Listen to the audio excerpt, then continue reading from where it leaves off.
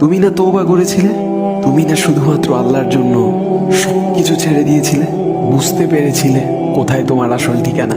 ভুলে গেছ? আবার কোন পাপ তোমায় গ্রাস করে নিল? তুমি তো সেই যে নিজের পাপের প্রতি অনুতপ্ত হয়ে সেজদায় পড়ে অঝরে কেঁদেছিলে। তাহলে আবার কেন দুনিয়ার ধোকায় পড়ে গেলে? কেন ভুলে গেলে কোথায় তোমার আসল গন্তব্য? তুমি কি হার মেনে নিয়েছো নফসের কাছে? তুমি এত দুর্বল? ভুলে গেছো তুমি কার বান্দা? কে তোমার রব? তোমার রব তো সর্বশক্তিমান। সর্বশক্তিমানের বান্দা আবার কখনো দুর্বল হয় নাকি? মৃত্যু পর্যন্ত লড়ে যাও তুমি।